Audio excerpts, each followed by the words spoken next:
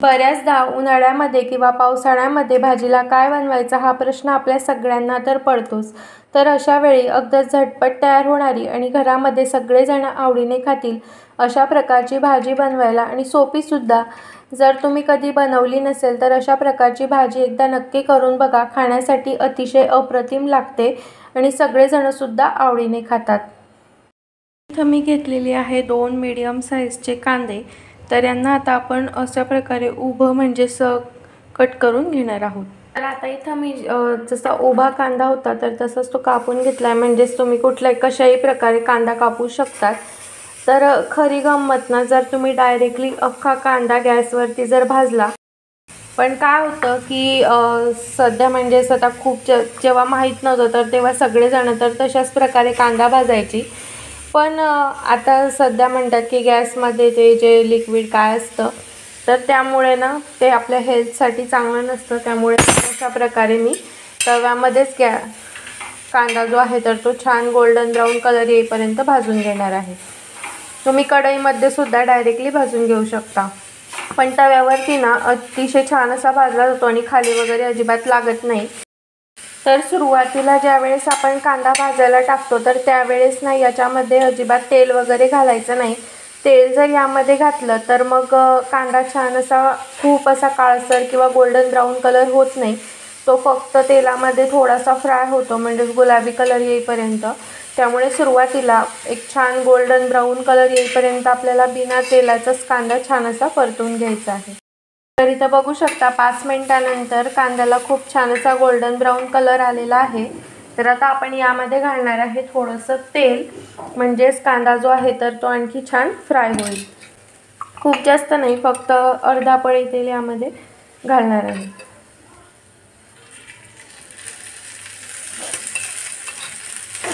आणि त्याला छान परतून बघू शकता आपला कांदा जो आहे तर तो छान असा भाजत आलेला आहे।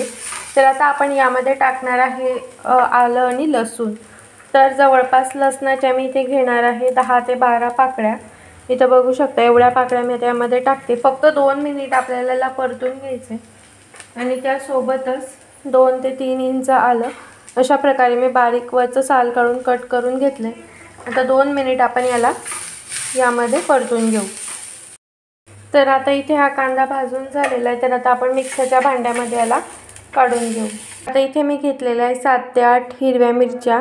तर आता हे आपल्याला छान भाजून घ्यायचे आहे। तर संपूर्ण मिरचीचा वापर न करता थोडासा छान कलर यावा यासाठी लाल मसाल्याचा आपण वापर करणार आहे, त्यामुळे हिरव्या मिरच्यांचं प्रमाण थोडंसं कमी घेतलं आहे।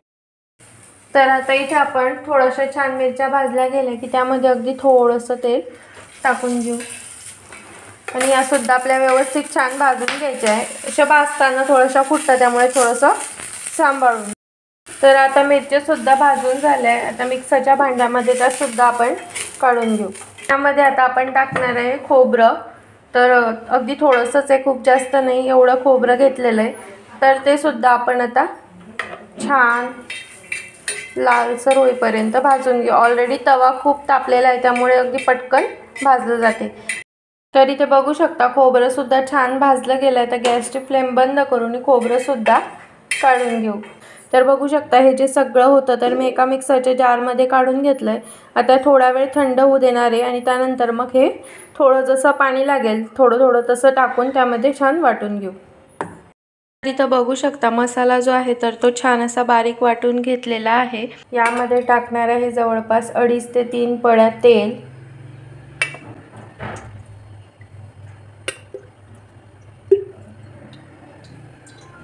तेल गरम झालेलं आहे, तर आता आपण मसाला यामध्ये टाकून घेऊ।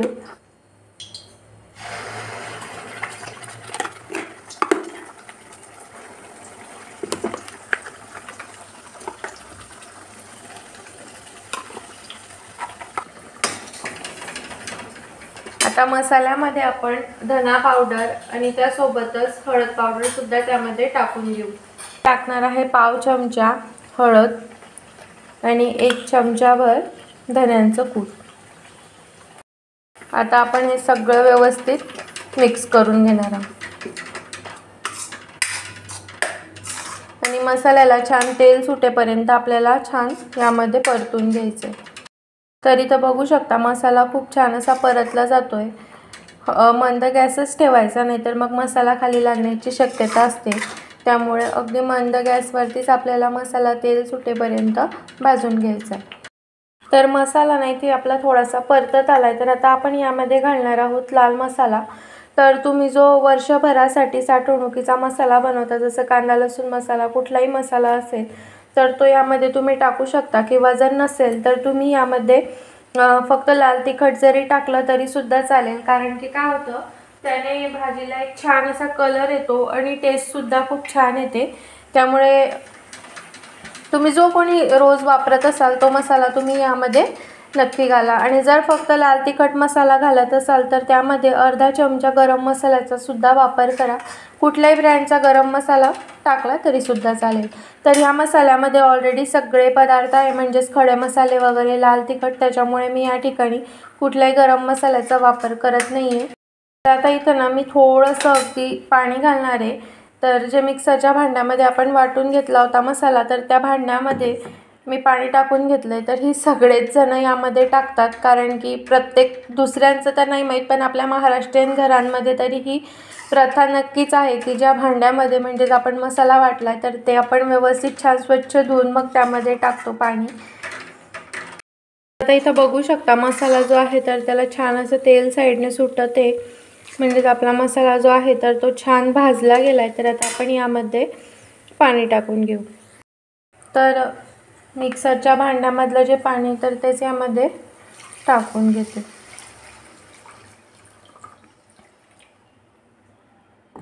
थोडंसं मिक्स करून बघू आणि त्याच्यानुसार किती पातळ किती घट्ट आहे त्यानुसार आपण यामध्ये पाणी घालू। तर बऱ्यापैकी घट्ट भाजी आहे, त्यामुळे आणखी आपण त्यामध्ये पाणी घालू, कारण की आपण ज्यामध्ये ते डुबुक वडे सोडणार आहोत तर ते टाकल्यानंतर भाजीला आणखी घट्टपणा येतो। त्यामुळे थोडंसं जे आहे तर रस्सा पातळच ठेवायचा, म्हणजेच त्याची कन्सिस्टन्सी जी आहे तर ती बरोबर ॲडजस्ट होते। तरी तर बघू शकता अजूनसुद्धा थोडंसं घट्ट आहे, मी अजून थोडं पाणी त्यामध्ये घालते।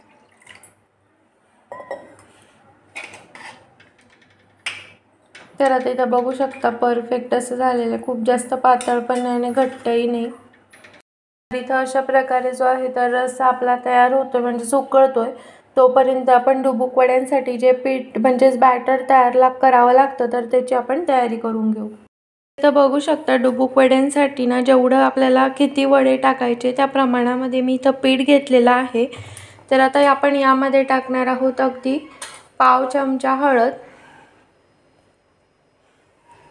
आणि चवीनुसार मीठ। आपण भाजीमध्ये पण यामध्ये मीठ टाकतोय, त्यामुळे थोडंसं भाजीमध्ये पण जपून टाकायचं, कारण खारट होण्याची शक्यता असते। तर आता ना आपल्याला याच्यामध्ये थोडं थोडं पाणी घालून एक छान अशी बॅटर तयार करून घ्यायचं आहे। एकदम पाणी नव्हतं, थोडं थोडं करून पाणी त्यामध्ये टाकायचं, नाही तर मग गुठळ्या होतात। त्यामुळे थोडं थोडं करून पाणी टाकून एक छान अशा कन्सिस्टन्सीचं बॅटर आपण तयार करून घेऊ। कशी कन्सिस्टन्सी पाहिजे ते मी तुम्हाला दाखवते। बघू शकता आपल्याला खूप जास्त पातळ पण नाही आणि घट्ट पण नाही, अशा कन्सिस्टन्सीचं बॅटर आपल्याला तयार करून घ्यायचं आहे, म्हणजेच इझिली आपल्याला जे गोळे आहेत तर ते टाकता येतील। तर आता रस्सा पण उकळतोय, त्यामुळे आपण यामध्ये चवीनुसार मीठ टाकून घेऊ। व्यवस्थित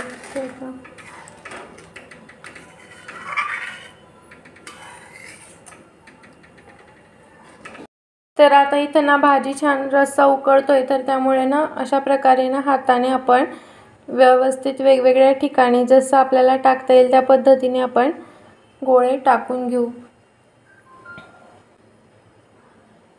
एकाच ठिकाणी टाकायचे नाही आणि रस्सा छान उकळल्यावरतीच यामध्ये टाकायचे, म्हणजेच ते अजिबात असं कच्चे वगैरे राहत नाही आणि लगेच त्याचा एक गोळा तयार होतो। तुम्ही चमच्याने सुद्धा टाकू शकता, पण हाताने ना व्यवस्थित म्हणजेच थोडंसं जास्त हातामध्ये घेतलं की आपल्याला व्यवस्थित टाकता येतं हाताने। थोडंसं मिक्स करून बघायचं, म्हणजेच आपल्याला अंदाज येतो की किती प्रमाणात गोळे वगैरे पडलेत, मग त्यानुसार आपण अंदाज घेऊन त्यामध्ये घालू शकतो। तर एवढे जास्त नाही आहेत, तर मी बॅटर जे आहे तर ते बरोबर भिजवलं आहे, त्यामुळे मी संपूर्ण यामध्ये ते टाकून घेते। तर इथं बघू शकता छान गोळे शिजल्यानंतर वरती अशा प्रकारे तरंगत आहेत, पण अजूनही ते छान व्यवस्थित शिजलेले नाही आहे। एक जवळपास आपल्याला 4 ते 5 मिनिट यांना व्यवस्थित छान असं शिजवून घ्यायचं आहे। आता इथं बघू शकता छान जे गोळे आहेत तर ते शिजलेले आहेत। तर आता गॅसची जी फ्लेम आहे तर मी बंद केली आहे। आता आपण यामध्ये कोथिंबीर टाकून घेऊ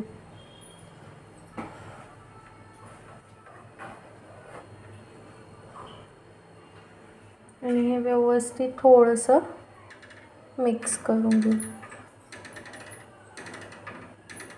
तर तयार आहे इथे आपली मस्त अशी डुबुक वड्यांची भाजी। कोणी डुबुक वडे म्हणतं, कोणी भटगोळे म्हणतं। तर जर तुम्ही यामध्ये संपूर्ण लाल मसाल्याचा वापर केला तर त्याला छान तरी वगैरे येईल, पण आपण हिरव्या मिरच्यांचा सुद्धा वापर केला, म्हणजेच एक प्रकारे आपण काळ्या मसाल्यातच ही भाजी बनवली आहे, म्हणजेच हिरव्या मिरच्यांची। तर त्यामुळे याला तेल वगैरे थोडंसं कमी आलेलं दिसतंय तुम्हाला। जर तुम्ही संपूर्ण लाल मसाल्यामध्ये जर भाजी बनवली तर पूर्ण छान तेल वगैरे सुटेल, अजिबात अशी कलरला वेगळी होणार नाही, पण ही भाजी चवीला खूप छान लागते। आणि खरी गंमत ना हे फक्त हिरव्या मसाल्यामध्येच आहे, म्हणजेच मिरच्या वगैरे छान भाजून आपण ज्या घेतलेल्या आहेत तर तशी सुद्धा तुम्ही बनवू शकतात। तर मग मंडळींनो, या ठिकाणी तयार आहे मस्त अशी आपली डुबुक वड्यांची भाजी, त्यासोबतच भाकरी आणि भात। तर ही भाजी शक्यतो भाकरी बरोबरच खायला छान लागते। जर तुम्ही कधी केली नसेल तर नक्की एकदा करून बघा आणि कशी वाटली हे मला कमेंटमध्ये नक्की सांगा। आणि व्हिडिओ आवडला असेल तर लाईक करा, शेअर करा आणि चॅनलवर नवीन असाल तर सबस्क्राईब करा। तर भेटूया पुन्हा अशाच एका छानशा नवीन व्हिडिओमध्ये। तोपर्यंत बाय बाय।